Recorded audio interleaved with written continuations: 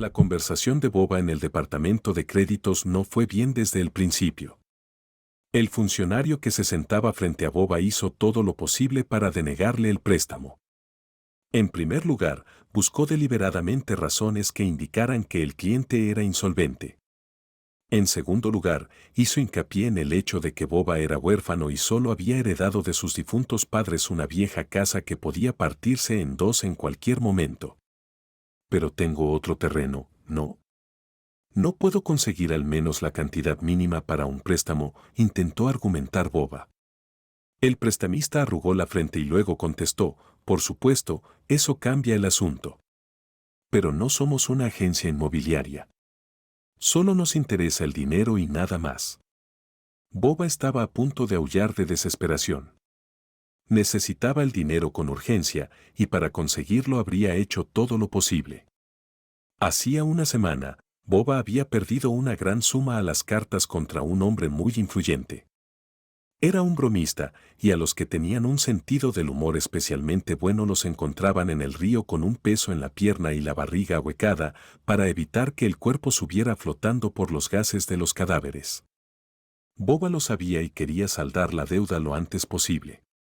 Por eso, sentado en el departamento de créditos de aquel discreto banco, se propuso conseguir un préstamo sin demasiadas complicaciones ni demoras.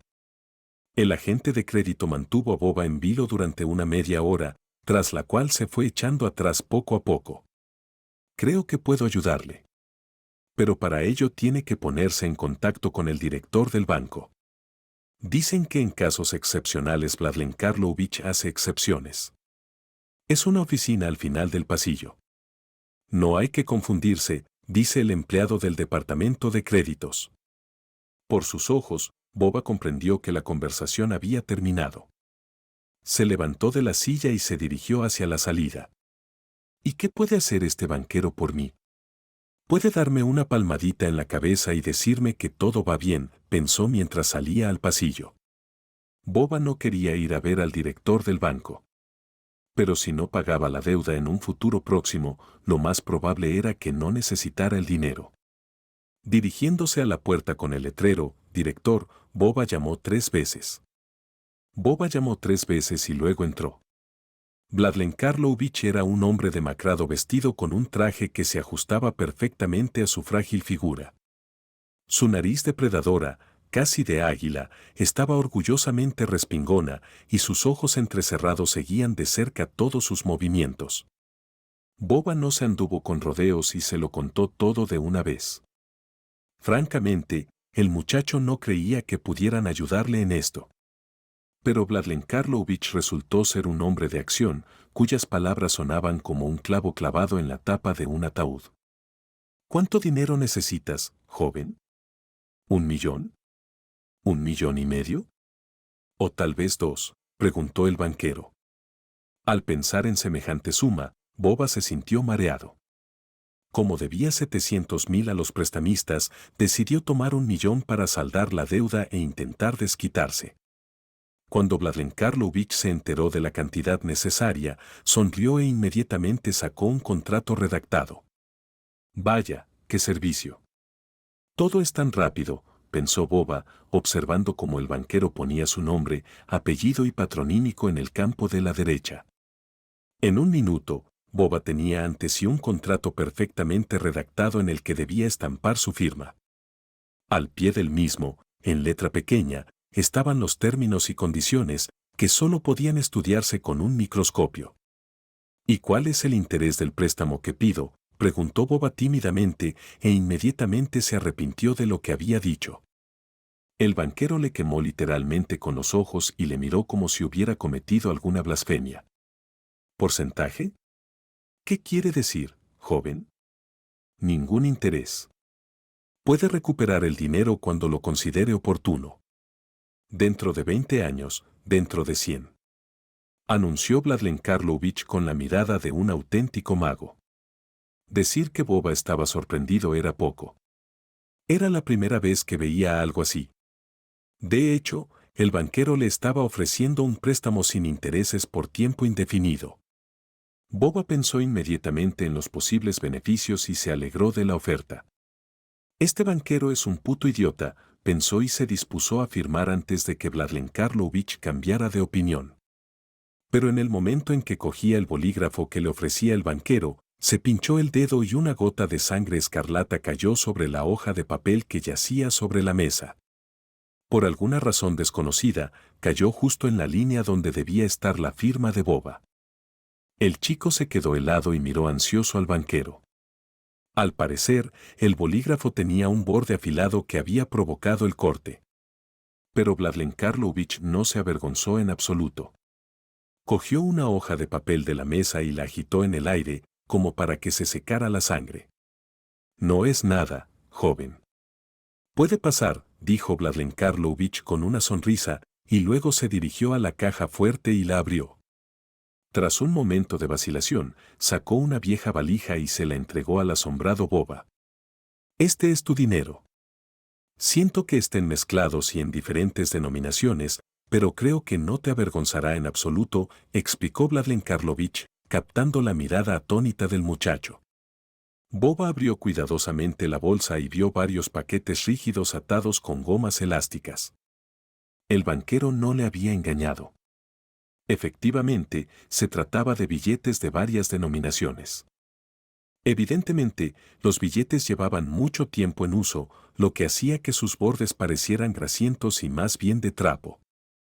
Para sorpresa de Boba, además de los fajos de billetes en el fondo de la valija había un puñado de calderilla que incluso le daba un peso apreciable. No te quepa duda. Exactamente 1.000.000, añadió Vladlen Karlovich, y señaló la puerta con los ojos. Todavía sin creerse su propia buena suerte, Boba se metió la bolsa bajo el brazo y se apresuró hacia la salida. Tras recibir el codiciado millón, estaba a punto de gritar de alegría. Boba decidió celebrar el acontecimiento, compró una botella de vino en una tienda y se fue a pasar la noche viendo una película. Esperaba devolver la deuda al día siguiente. No pasará nada si devuelvo los 700.000 mañana, se tranquilizó Boba y abrió una botella de vino. En la televisión pasaban una película de terror sin pretensiones, que no solo no asustaba a Boba, sino que le hacía sonreír. La cartera de cuero con el dinero estaba tranquilamente en el suelo, junto a la mesilla de noche, en perfecta armonía con la habitación. Después de vaciar una botella de vino, Boba se reclinó cómodamente en un sillón y cayó en un pegajoso medio sueño de un hombre que había resuelto todos sus problemas y, ahora, podía estar tranquilo. Al poner el temporizador en la televisión, el muchacho no tuvo miedo de estar despierto toda la noche. Hacía mucho tiempo que Boba no dormía tan profundamente, así que, por supuesto, no oyó el ruido del pestillo de la bolsa al abrirse. Las paredes de cuero de la bolsa se abrieron de repente, dejando escapar una extraña sustancia oscura. Su perfil era remotamente humano, y parecía más bien una mancha de energía negativa, con una poderosa carga de agresividad destinada a infligir dolor y sufrimiento. Inclinada sobre la cartera, la criatura aspiró ruidosamente el olor a dinero que le servía de alimento mental y razón de ser.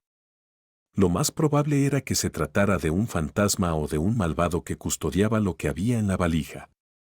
Era imposible ser más preciso, ya que la criatura se movía casi en silencio, merodeando por las habitaciones como una bestia hambrienta. Al no encontrar lo que buscaba, el fantasma tocó el brazo de Boba, convirtiéndose inmediatamente en una serpiente negra que se enroscó alrededor de su antebrazo. El muchacho estaba roncando y soñando sueños de arco iris, así que ni siquiera sintió la flexible lengua bífida de la criatura tocar su barbilla, luego sus labios e incluso sus dientes delanteros. La criatura negra vaciló un momento y luego deslizó lentamente la cabeza en su boca. Luego, retorciendo todo su cuerpo, la vil criatura se deslizó por su garganta, esforzándose por alcanzar su esófago como objetivo final. Boba no sintió nada al principio, pero al cabo de media hora se despertó con un insoportable calambre en el corazón. Se desplomó en el suelo y empezó a retorcer los pies y a arañar la alfombra como un animal, pataleando y golpeando en agonía.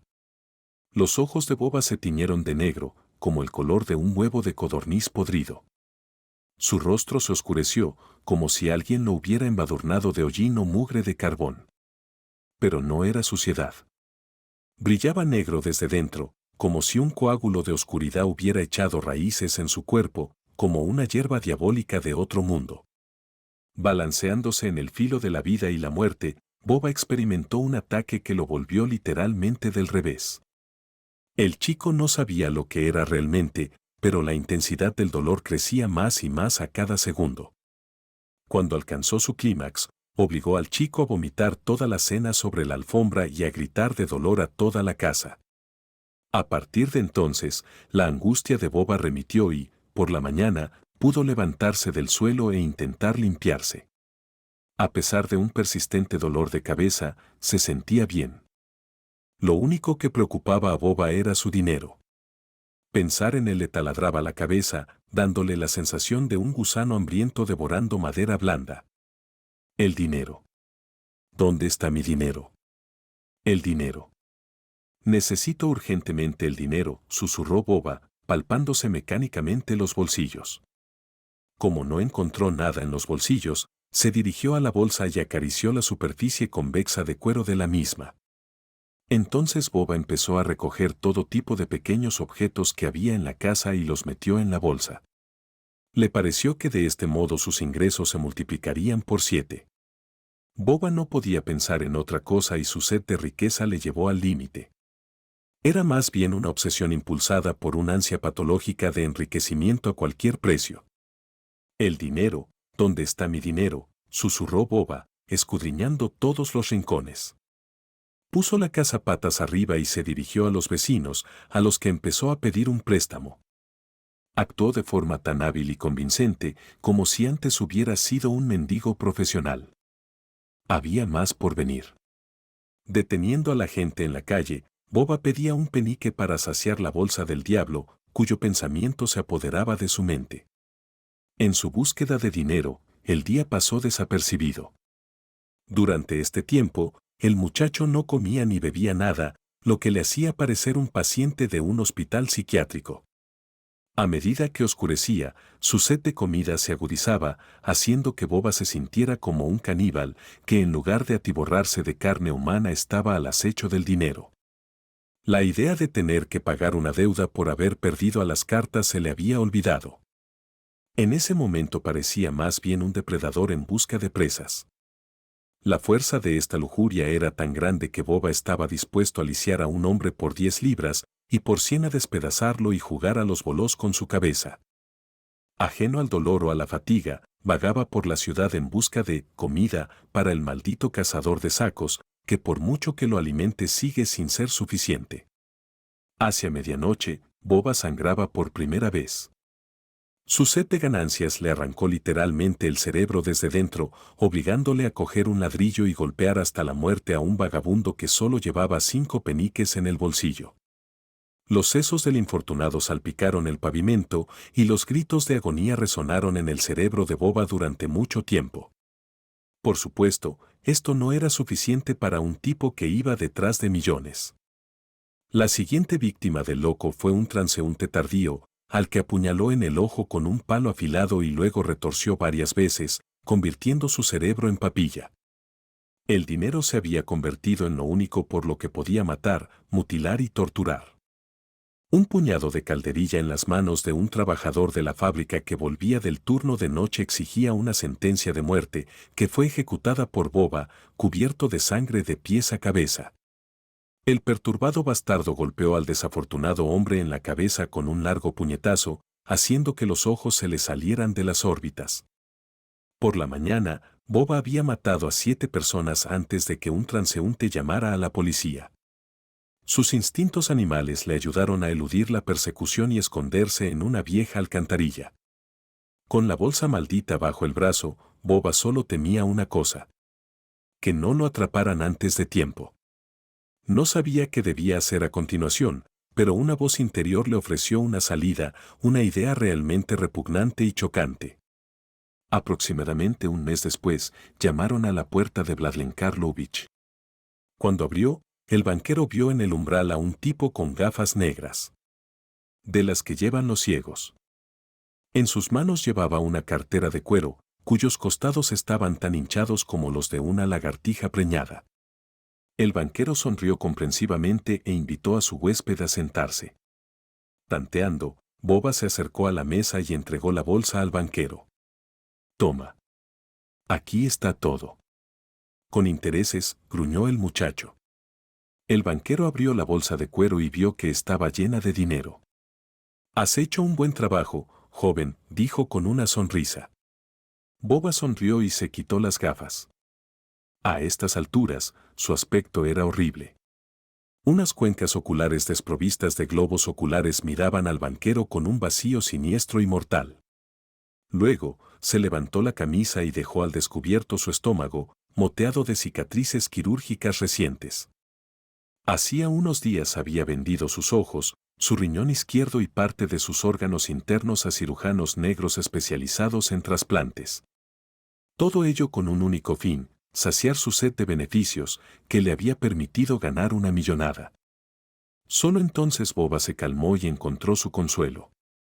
Siendo inválido, entregó al banquero una bolsa mágica que permitió al rico duplicar su capital durante varios años. Al prestar el dinero, el banquero recibía el doble de beneficios después de que el endemoniado cliente trajera él mismo la valija maldita. Boba no era una excepción, que hacía lo imposible por saciar su sed de dinero. Tras dar al banquero lo último de su dinero, cayó muerto a sus pies, entregando su alma a Dios por agotamiento. El rico miró al inválido en el suelo y llamó a un guardia, que lo llevó al sótano. Allí, para tales clientes, se había preparado un horno similar a un crematorio, que quemaba a los desgraciados con su crueldad inherente. Mientras tanto, el banquero se frotaba las manos y gritaba, «Bueno, ¿quién es el siguiente? Pasen, hay dinero para todos».